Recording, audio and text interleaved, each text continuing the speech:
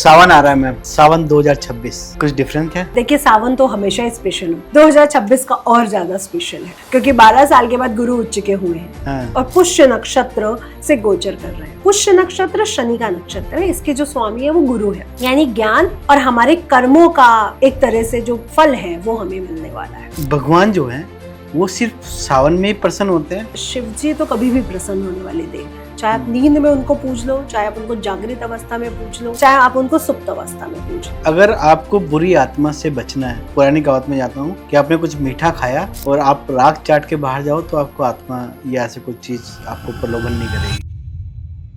देखिए, राख है क्या? जब पार्वती उनके लिए तपस्या कर रही है हजारों साल, हर बार तो वो मृत्यु की तरफ बढ़ रही है ना। पार्वती का रूप ही तो उनको प्राप्त हुआ ना, उससे पहले तो शक्ति सिर्फ मृत्यु की तरफ बढ़ रही है। तो वो उस भस्म को भी अपनी बॉडी पे रमाए हैं। राख को सबसे बुरा माना गया एक तरह से कि जब मेरी बॉडी जल जाएगी तो राख हो जाएगी। उस राख को भी उन्होंने उठा के अपने बॉडी पे लगा लिया। जब हमारे घर पे ना, जब किसी की शादी होती है, इनविटेशन कार्ड आता है, उसमें एक वर्ड लिखा होता है, परम पिता परमेश्वर की अनुकंपा से। अगर आप पूछे कि भाई आप किसको मानते हो, तो भाई मैं हनुमान को मानता हूँ, मैं राम को मानता हूँ। फिर परम पिता परमेश्वर ही क्यों?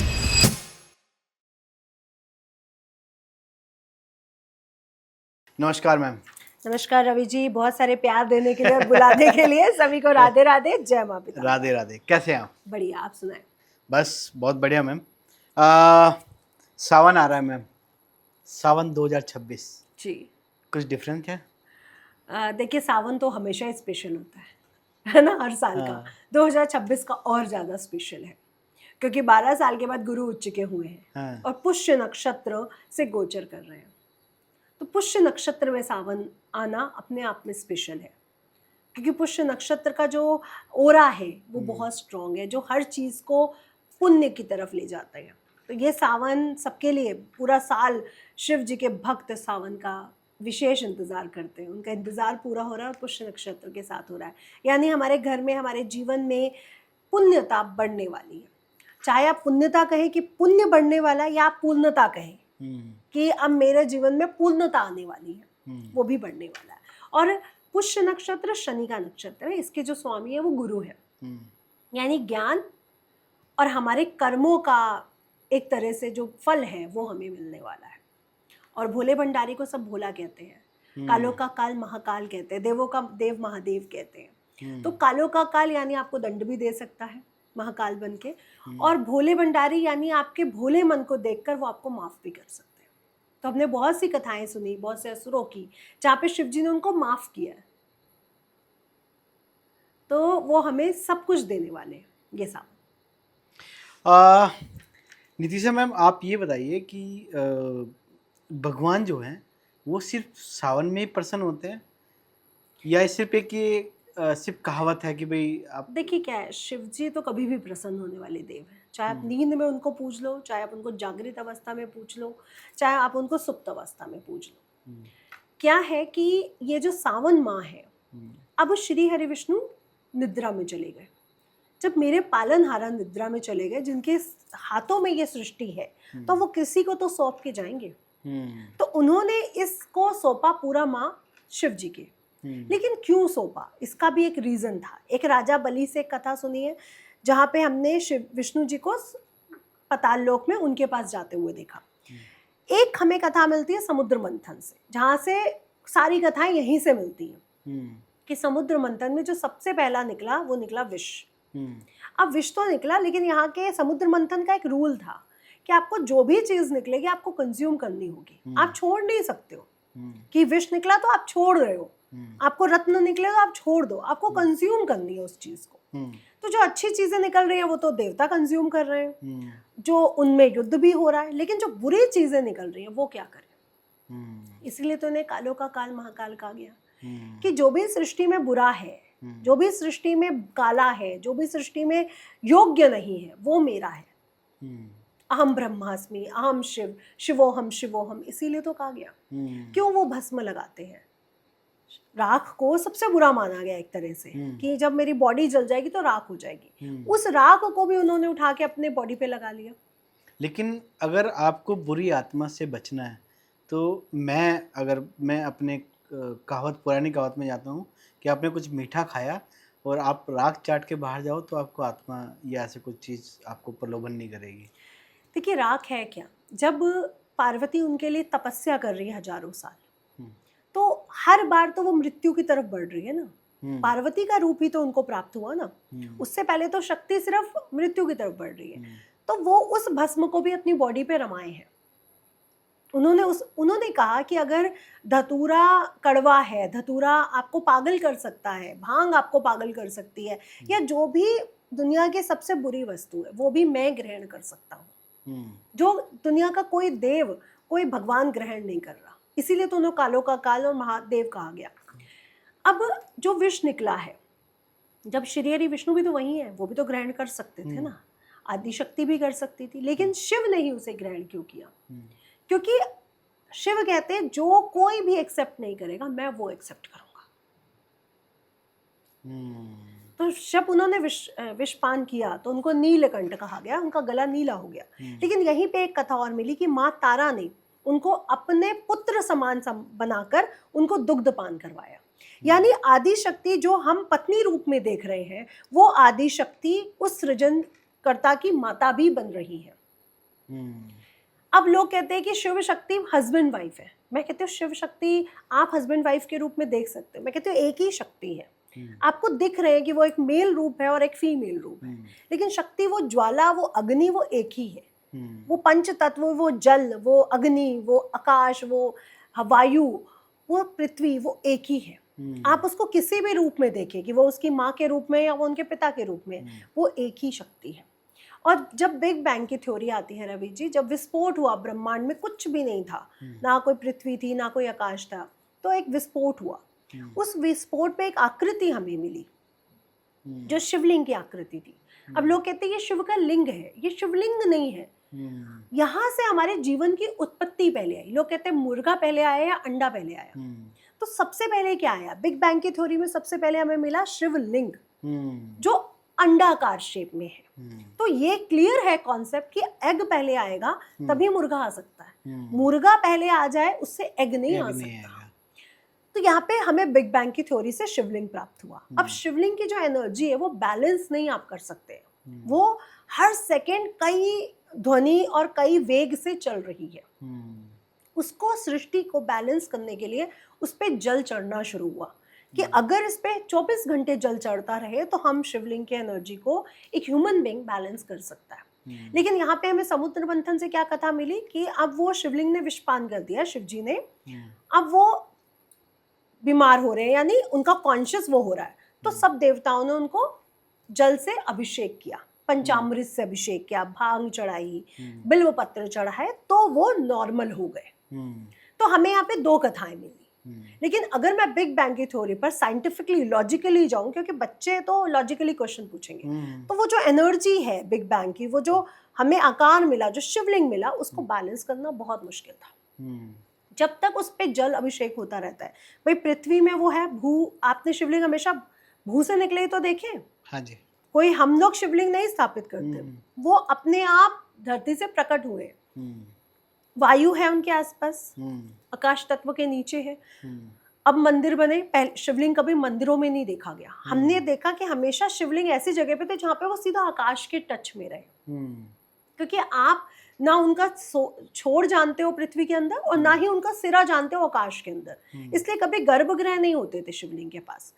अब शिवलिंग के पास आकाश तत्व, पृथ्वी तत्व, वायु तत्व, सब तत्व होने जरूरी है, लेकिन जल तत्व कहाँ से लाए? तो आप जितने भी 12 ज्योतिर्लिंग या पुराने शिवलिंग अगर बात करें तो सब जल के पास है। चाहे नर्मदा नदी हो, चाहे गंगा नदी हो, चाहे जमुना नदी हो, चाहे कोई भी नदी हो। अब जल से जब तक अभिषेक नहीं होगा आप उस एनर्जी को बैलेंस नहीं कर सकते। यानी आप शिवलिंग के पास जाते हैं और आप कई घंटों बैठे रहते हैं तो आपसे वो एनर्जी बैलेंस नहीं होगी। जब उन पे जल चढ़ता रहेगा, आप देखिए सब जगह इसीलिए जल चढ़ता रहता है ताकि आपकी ऊर्जा उस ऊर्जा को संभाल सके। नहीं तो हमारी ऊर्जा उस ऊर्जा को नहीं संभाल पाई। वो हमारी ऊर्जा उनको डिस्ट्रॉय नहीं कर रही है, उनकी ऊर्जा हमें डिसबैलेंस कर रही है। Got it. अब हम शिव को एक और देखते हैं, चंद्रशेखर। चंद्रमा हमारा मन है। जो चंद्रमा को उनके जो ससुर जी ने वो दिया श्राप कि तुम रोहिणी को बहुत प्यार करते हो और नक्षत्रों को नहीं करते हो और पत्नियों को, तो तुम्हें क्षय रोग हो जाए। तब चंद्रमा सीधा पहुंचे शिव जी के पास।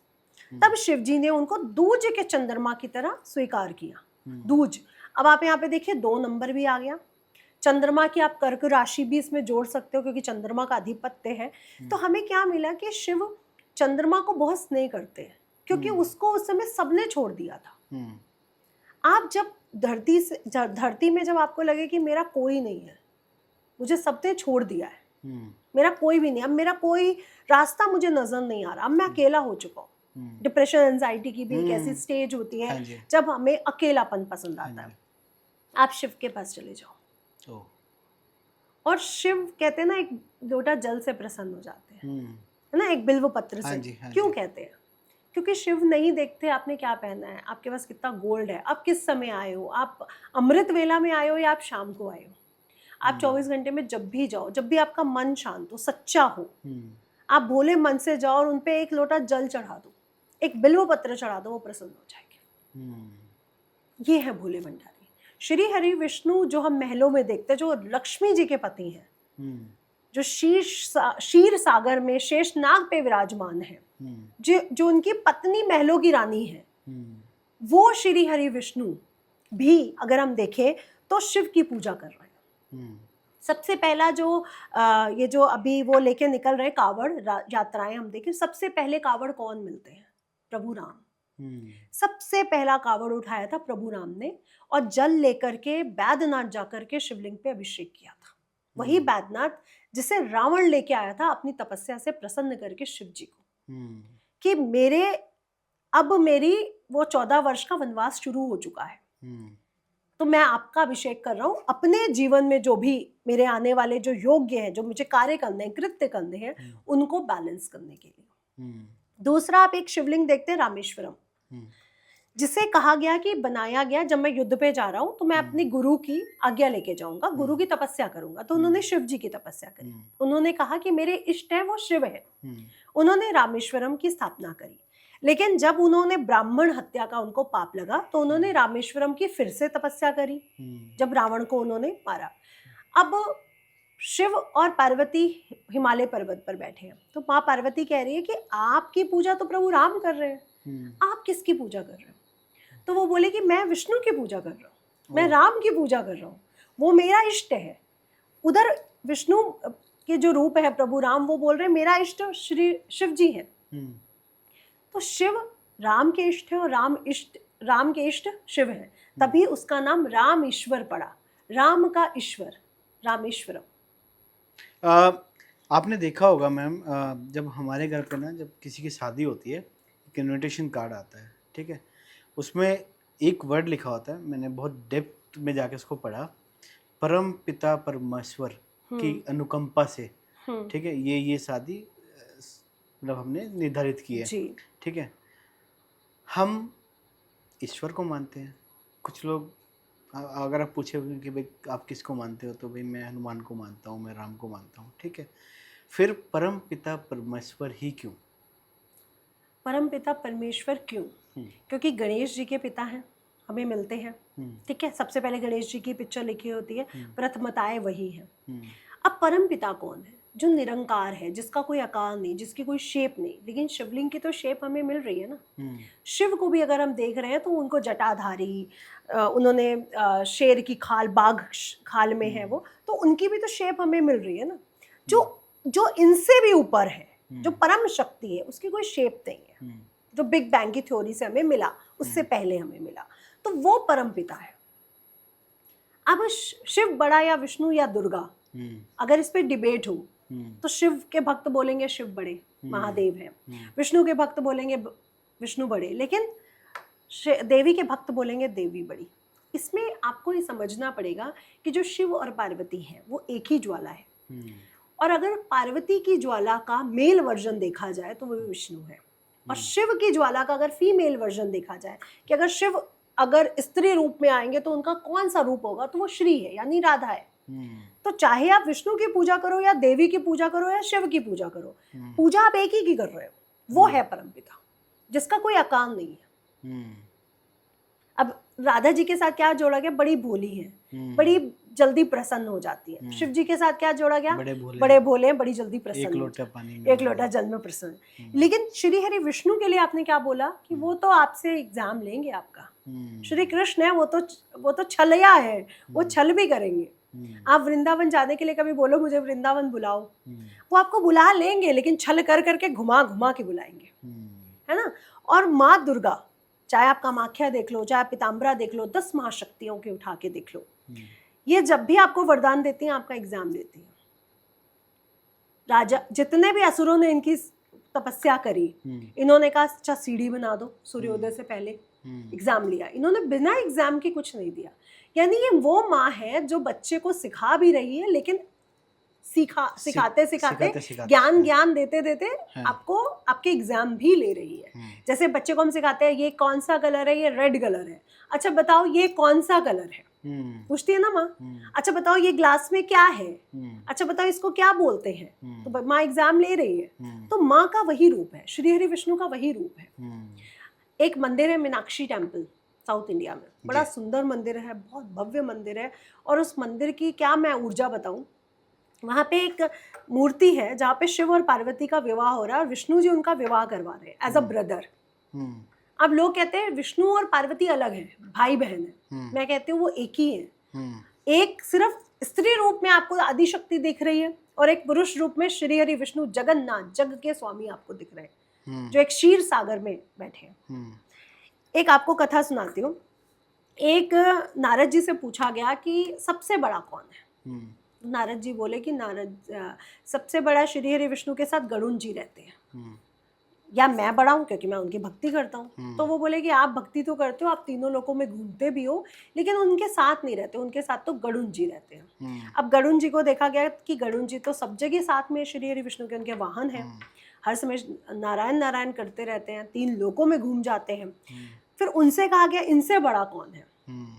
तो देखा गया कि श्री हरि विष्णु सबसे बड़े, इनसे बड़ा कोई भी नहीं है, क्योंकि श्री हरि विष्णु इन सभी लोकों में क्षीर सागर में एक जगह विराजमान है। इनसे बड़ा तो कुछ है ही नहीं धरती पूरे ब्रह्मांड में। लेकिन विष्णु हर कण कण में है, आपके मन में भी श्री हरि विष्णु है, मेरे मन में भी श्री हरि विष्णु है, ठीक है। अगर वो क्षीर सागर में विष्णु है तो मेरे मन में और आपके मन में कौन है? वही विष्णु तो है। वो विष्णु जो पूरे ब्रह्मांड में है, वो अगर मेरे मन में है तो फिर सबसे बड़ा कौन हुआ? हम, यानी मनुष्यता सबसे बड़ी हुई, है ना। और वो श्री हरि विष्णु जो शिव शिव कर रहे हैं, जिसकी शिव की पूजा कर रहे हैं, जो शिव पर जल चढ़ाने के लिए प्रभु राम का रूप लेकर के आ रहे हैं, तो फिर सबसे बड़ा कौन होगा? यानी पार्वती भी तो शिव की पूजा करती है और शिव पार्वती की पूजा करते हैं। तो अगर समझा जाए तो एक ही थ्योरी मिलती है परमपिता की। एक क्वेश्चन आपने रवि जी उठाया था कि राख अगर आप भस्म मुंह में लगा लो तो आपको जादू टोना नहीं, ये बात सही है।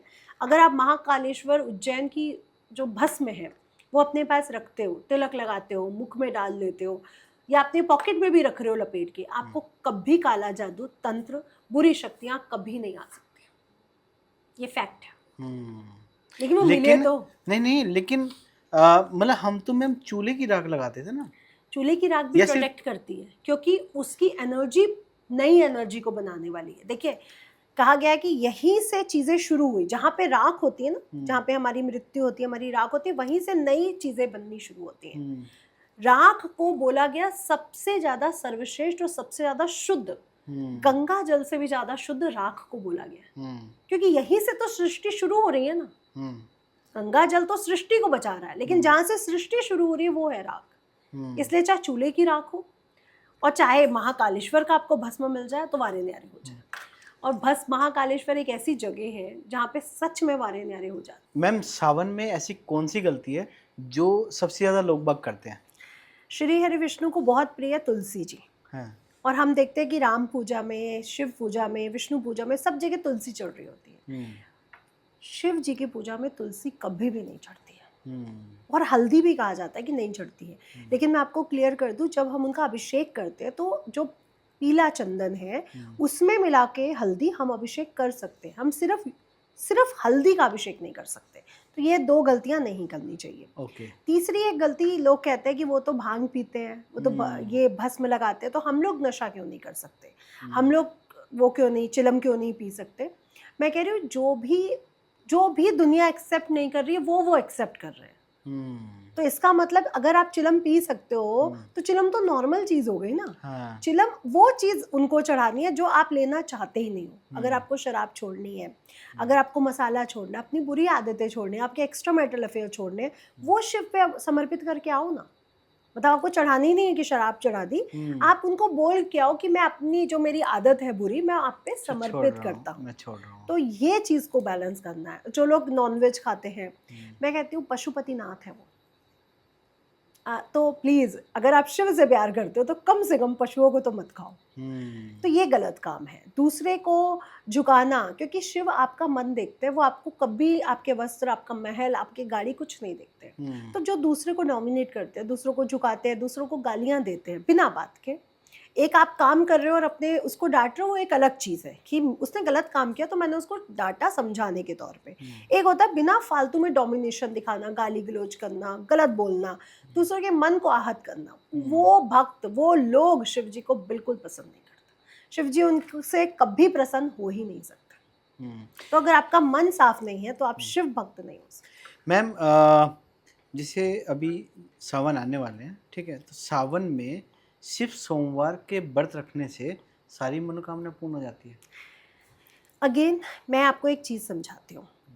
तपस्वी तपस्या कर रहा है और इंद्र को लगा कि अगर इसने तपस्या करके सब प्राप्त कर लिया तो मेरा स्वर्ग छिन जाएगा। तो इंद्र क्या करता है, अप्सरा भेजता है। तपस्वी क्या है, तपस्या जो है वो अग्नि तत्व है, आपकी ऊर्जा को, आपकी अग्नि को बढ़ाती है।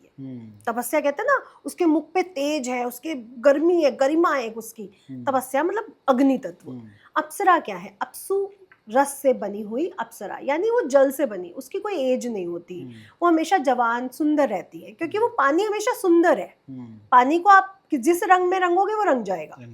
तो पानी से बनी है अप्सरा। जब अग्नि पे पानी पड़ता है तो तपस्या भंग हो जाती है। यानी जब मेरी इंद्रियां, जो इंद्र है, इंद्रियां अप्सरा यानी मेरे मन को विचलित कर देता है, अप्सराएं भेज देता है, मेरा मन विचलित, तपस्या करते करते मेरे दिमाग में और चीजें आ गई, लालच आ गया, मोह आ गया, तो मेरी तपस्या भंग हो गई। तो अप्सरा यानी आपका जितना मन को विचलित करने वाली चीजें हैं वो, और इंद्र हो गई मेरी इंद्रिय। जब तक आप अपनी इंद्रियों को बैलेंस नहीं करते हो तब तक अप्सराएं आती रहेंगी, आपका मन विचलित होता रहेगा और आपकी तपस्या स्वीकार नहीं की जाएगी। तो ये बहुत छुपा और गुप्त रहस्य है कि इंद्र कोई स्वर्ग का राजा नहीं है। इंद्र आपके अंदर बैठी हुई इंद्रियां हैं, मन आपका चंद्रमा है, अप्सरा है, जो विचलित रहता है हर समय, जो आपको हमेशा मोह भंग करता रहता है। कभी मोह में फंसाता है, कभी मोह भंग करता है, कभी इधर ले जाता है, कभी उधर ले जाता है। आप जिस दिन अपने मन को बैलेंस कर ले जाओगे कि कुछ भी हो जाए मेरे अंदर लालच द्वेष आएगा ही नहीं, उस दिन आप शिव को प्राप्त कर जाओगे, और शिव ही आप में और आप ही शिव में हो। जी। सावन में शादी करना और कुछ नए काम करना क्या सही है? नहीं। अब आपको लग रहा है कि हमें एक माह मिला, सावन माह, ठीक है, लेकिन श्रवण करना, ग्रहण करना, जब भक्ति को ग्रहण किया जा रहा है, जब पूजा पाठ को ग्रहण किया जा रहा है, तो विवाह, गृह प्रवेश, वधु प्रवेश, मुंडन, संस्कार ये सब नहीं हो सकते। दूसरा इसका रूल है कि श्री हरि विष्णु जो ये सब कार्यों के जगत पिता हैं वो सो रहे हैं, तो आप ये काम नहीं कर सकते। दूसरा कारण है कि हमारे शास्त्र कहते हैं कि शिव भक्ति का प्रतीक है। वो डांस करने का, त्योहार मनाने का, अपने घर में कोई उद्घाटन करने का, अपने घर में विवाह करने का प्रतीक नहीं है, वो भक्ति का प्रतीक है। इस समय आप पूरी प्रकृति को आप देखेंगे रवि जी, सब हरी हो रही होती है, सुंदर हो रही होती है, तो यानी प्रकृति अपने रंग में आ रही है। तो आपका मूल रंग क्या है? मेरा बचपन, जिस समय मैं सबसे ज्यादा भोली थी, अब मेरे में तेजी आ चुकी होगी, मैं चालाक हो चुकी हूँ, मैंने बहुत कुछ सीखा, लेकिन मेरा मूल क्या है? मेरा बचपन, मेरा हरा रंग जो प्रकृति का रंग है। तो उस रंग में जब आप जाते हो तो आप शिव को प्राप्त करते हो। और तो आज भी तो आप ये हरा रंग इसीलिए पहन के आई हूँ क्योंकि रवि जी के साथ मुझे सावन करना था। ये वैसे प्लान नहीं था, ये यहाँ बना। अरे तो इसीलिए सोमवार को जो हम पूजा करते हैं ना, वो स्वीकार होती है शिव को, क्योंकि वो हमारे मन को स्वीकार करते हैं। इसलिए 16 सोमवार सावन के सबसे ज्यादा विशेष माने गए। क्या महिलाओं के लिए और पुरुषों के लिए सावन में नियम अलग अलग होते हैं?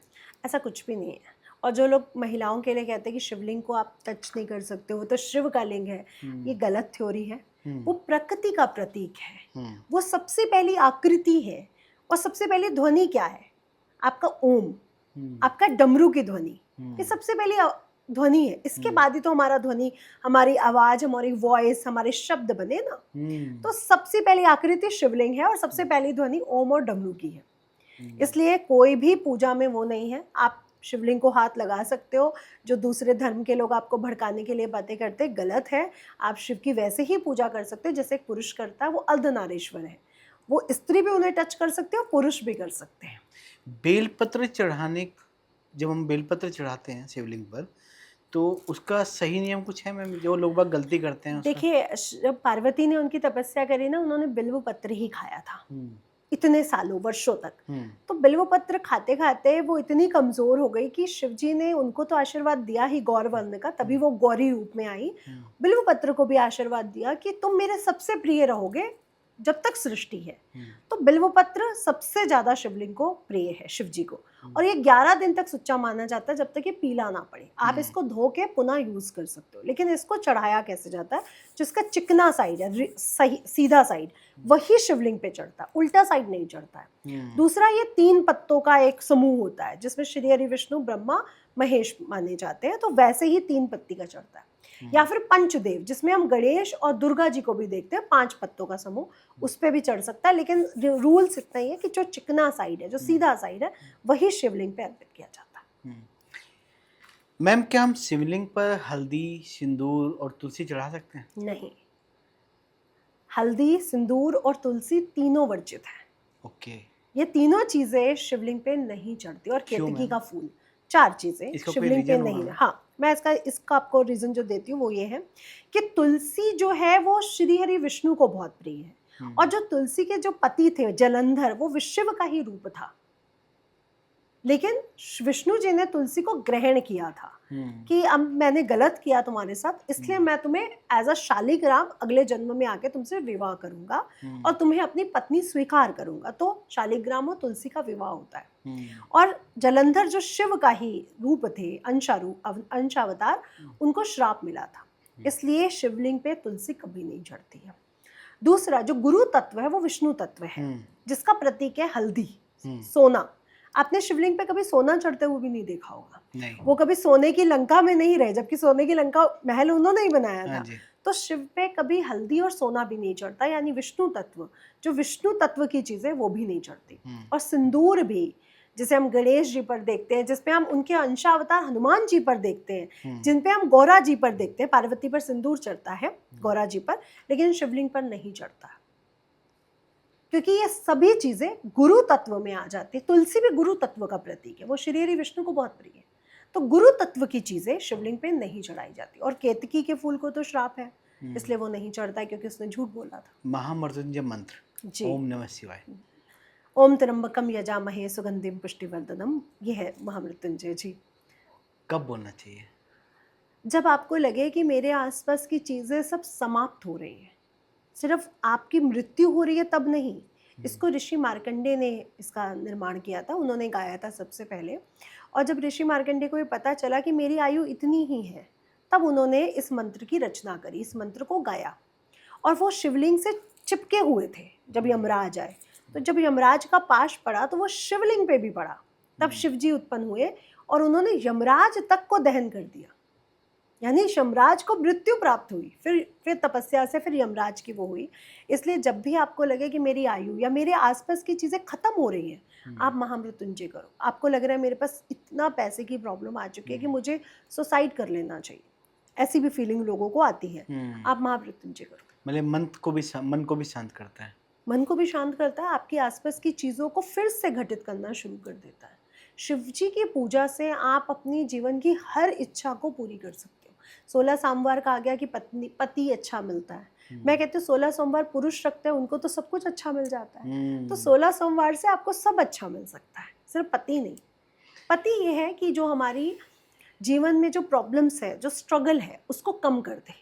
एक होता है पति बढ़ा देता है स्ट्रगल, एक होता है पति कम कर देता है। तो ऐसा जीवन साथी मेरे जीवन में आया, चाहे वो स्त्री रूप हो या पुरुष रूप हो, जो मेरे आगे के जीवन के स्ट्रगल कम करे। अब आपकी पत्नी बहुत लड़ाकी है, तो आप यहाँ पे कंफर्टेबली काम भी नहीं कर पाएंगे ना, आपके मन में वही टेंशन रहेगी। यही है 16 सोमवार का फल, कि जो मेरे को सफल होने में मेरी पीठ बने, मेरी रीढ़ की हड्डी बने, वो है अच्छा लाइफ पार्टनर। मैम जब हम सावन में दान करते हैं हम्म, तो इसका फल सुना है कि सावन में 10 किया गुना हुआ हो जाता दान है। 10 गुना बढ़ जाता है। जी, इसके पीछे का रहस्य बताएंगे आप?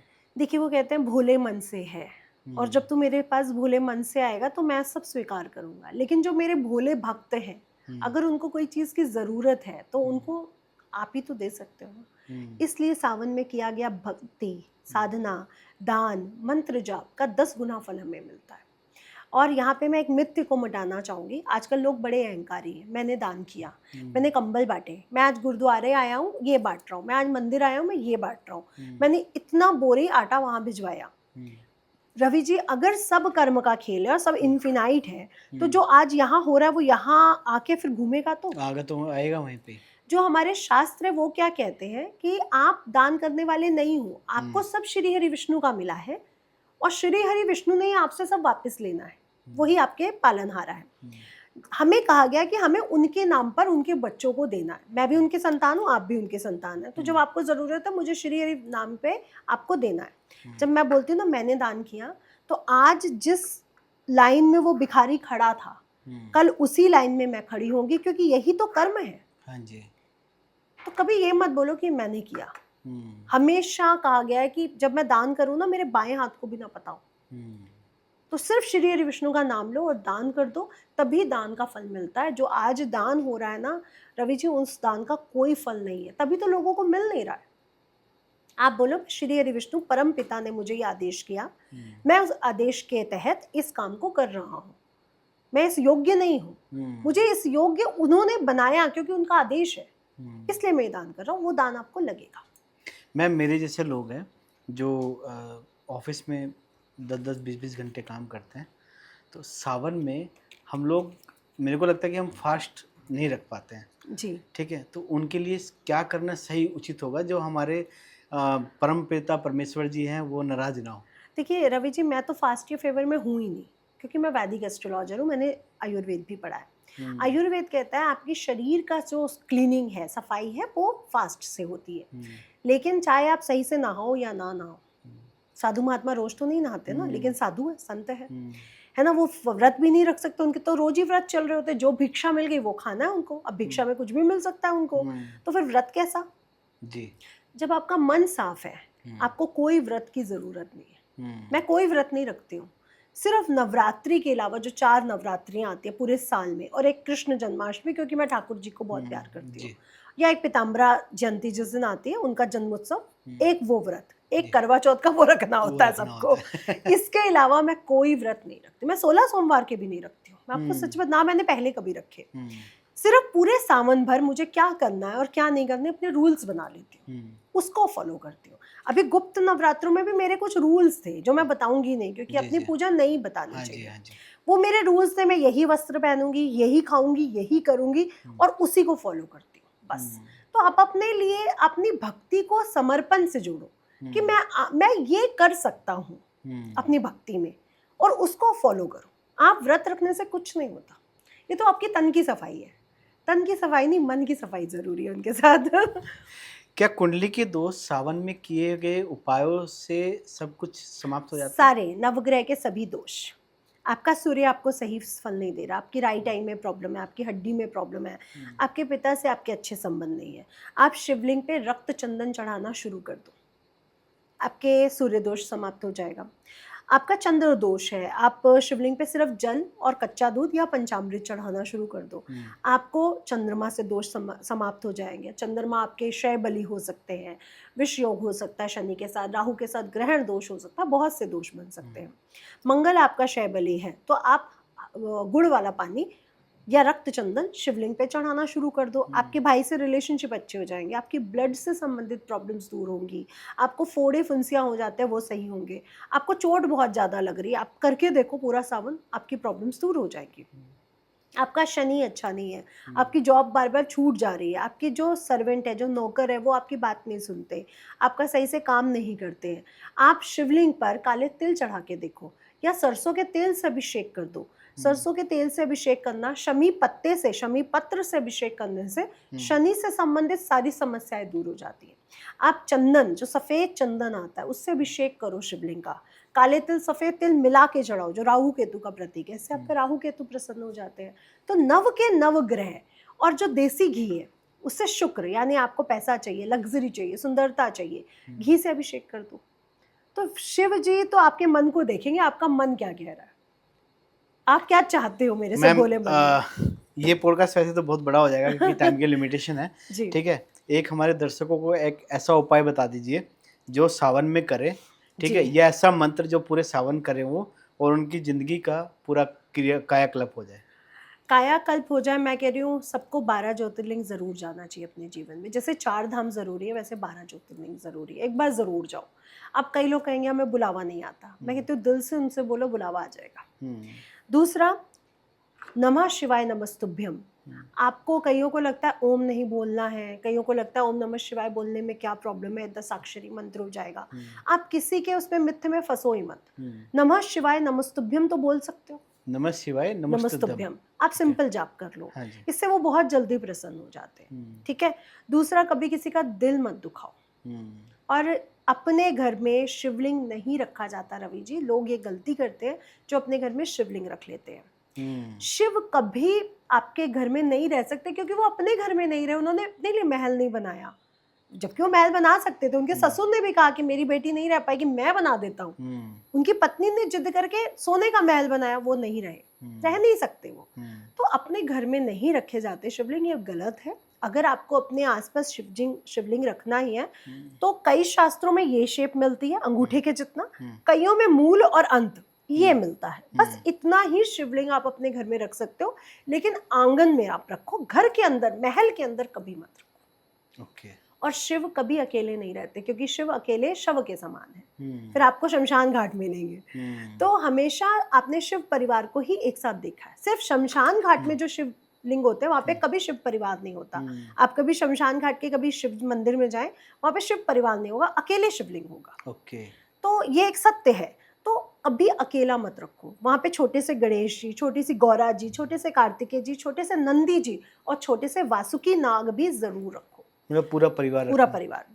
एक चीज का और ध्यान रखना, अगर आप अपने घर में रख रहे हैं तो आपको फिर जल चढ़ाना है, उनको भोजन कराना है। ऐसा नहीं कि आज मेरी मन नहीं था, आज मैं ऑफिस चला गया, ये गलती ना करें, क्योंकि जल चढ़ना ही आपकी ऊर्जा को बैलेंस करेगा। अगर उन पे जल नहीं गया तो आप बीमार पड़ जाओगे या आपके काम आगे पीछे होने शुरू हो जाएंगे। इसका मुख्य कारण ये नहीं कि वो हमसे नाराज हो रहे हैं, हम उस ऊर्जा को बैलेंस नहीं कर पा रहे, तो हमारे साथ प्रॉब्लम्स शुरू हो जाएंगी। तो ये गलती मत करिए। और अगर घर में रखिए तो पारद या स्फटिक का शिवलिंग नहीं रखा जाता। नर्मदेश्वर, जो नर्मदा नदी से काले और लाल लाल निकल रहे होते हैं, वही रखा जाता है, वही रखिए। वो सिंपल है और बेस्ट है घर में। ओके। और घर के शिवलिंग की कभी प्राण प्रतिष्ठा नहीं होती है, तो प्लीज प्राण प्रतिष्ठा मत करवाइए। और घर के अंदर तो मत रखिए क्योंकि मैं भी, बहुत प्यार है मुझे शिव जी से। और मैं आपको सच बताऊं, मैं हमेशा देखती हूँ कि मैं एक छोटी बच्ची हूँ और मैंने एक फ्रॉक पहनी हुई है और एक जगह है, मुझे नहीं पता वो जगह कहाँ है, बट वो ग्रीन है, झरने हैं वहाँ पे और शिव जी बैठे हुए हैं और मैं उनकी टांगों को पकड़ के उनके ऊपर चढ़ रही हूँ और गोदी में हूँ। कभी उनके कंधे से पकड़ के चिपक के रोई भी हूँ। तो हमेशा मैंने उनको अपने आसपास फील किया। मैं पूजा भले ही ज़्यादा मैंने पीताम्बरा जी की हो, लेकिन जब मैं अपने आप को फील करती हूँ, जब मैं किसी प्रॉब्लम में होती हूँ, तो मेरे अंदर से सबसे पहले शिव ही निकलता है। तो मुझे लगता है कि शायद वो मेरे अंदर है।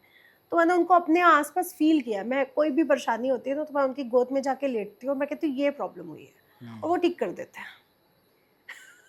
बहुत बहुत धन्यवाद मैम। Thank you.